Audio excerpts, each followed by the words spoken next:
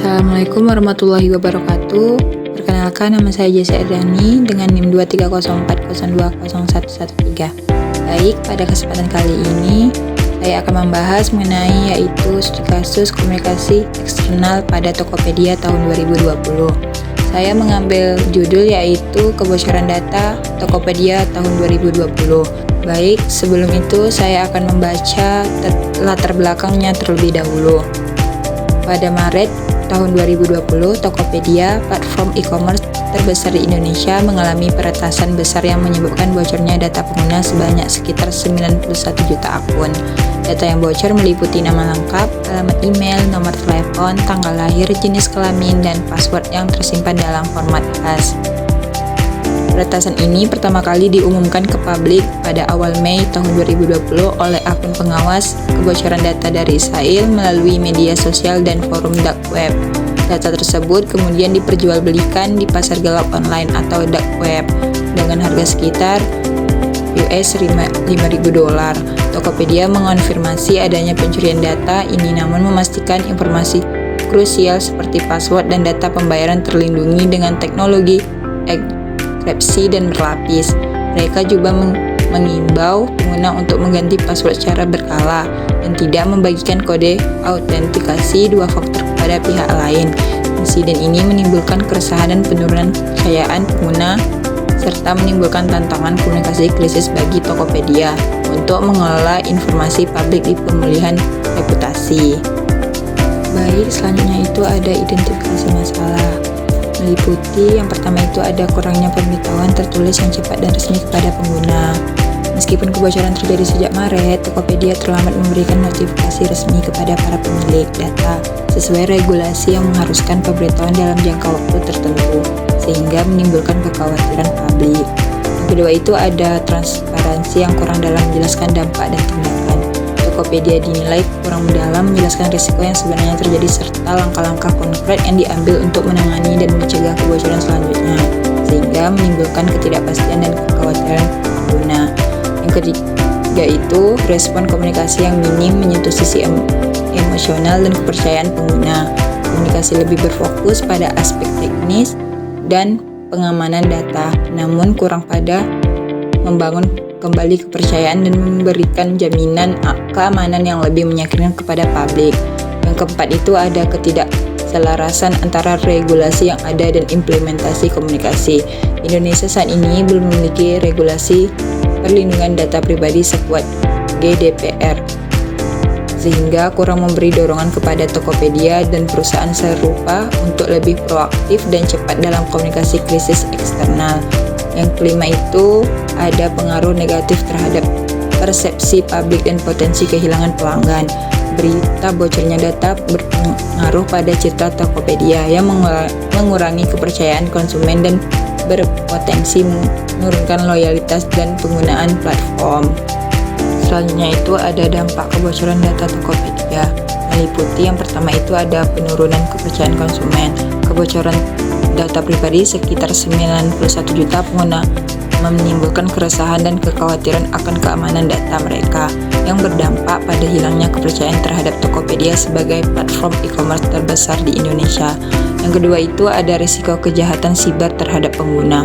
Data pribadi yang bocor berpotensi disalahgunakan untuk penipuan, phishing, scam, atau pencurian identitas, sehingga membahayakan keamanan finansial dan privasi konsumen. Yang ketiga itu ada kerusakan reputasi perusahaan. Masyarakat dan media menyoroti kegagalan Tokopedia dalam menjaga data pengguna, menyebabkan tekanan negatif yang signifikan terhadap citra dan reputasi perusahaan. Yang keempat itu ada dampak finansial dan potensi hukuman regulasi. Perusahaan menghadapi risiko kerugian finansial dari kehilangan pelanggan, serta kemungkinan sanksi atau denda sesuai regulasi perlindungan data yang sedang berkembang di Indonesia. Yang kelima itu ada pengawasan dan tekanan dari pemerintah. Insiden ini memicu pengawasan lebih ketat oleh pemerintah dan regulator Indonesia untuk memastikan perlindungan data pribadi lebih baik ke depan.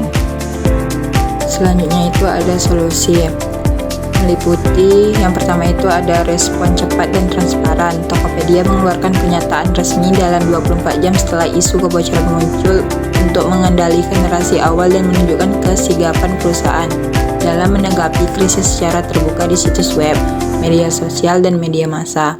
Yang kedua itu ada penyampaian informasi terbuka, memberikan penjelasan transparan terkait penyebab kebocoran, langkah perbaikan, dan tindakan preventif yang diambil guna meminimalisir kekhawatiran publik serta membangun kepercayaan.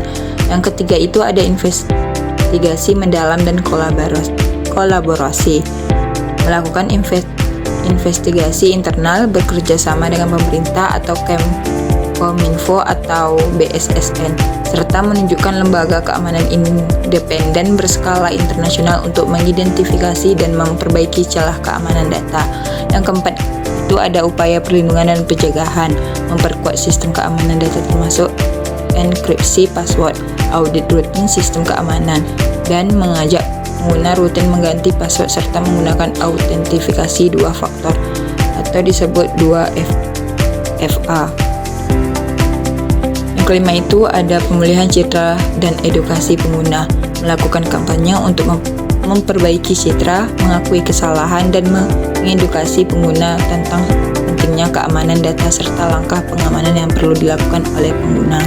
Yang keenam itu ada kompensasi moral, menyediakan kompensasi atau jaminan perlindungan kepada pelanggan terdampak sebagai bentuk tanggung jawab perusahaan, sekaligus mengurangi potensi krisis berulang. Selanjutnya itu kesimpulan, yaitu kasus kebocoran data Tokopedia pada tahun 2020 menunjukkan adanya kelemahan signifikan dalam sistem keamanan perusahaan yang mengakibatkan bocornya informasi pribadi jutaan pengguna. Selain itu, respon perusahaan saat menghadapi krisis tersebut dirasakan kurang transparan dan terlambat, sehingga menimbulkan ketidakpercayaan yang besar dari para pengguna. Komunikasi yang terlalu teknis dan minim menyentuh aspek emosional membuat publik merasa kurang mendapatkan kepastian dan perlindungan dari Tokopedia. Penanganan krisis yang belum sepenuhnya efektif ini akhirnya berdampak pada reputasi perusahaan serta menimbulkan kekhawatiran lebih luas terkait keamanan data di platform digital.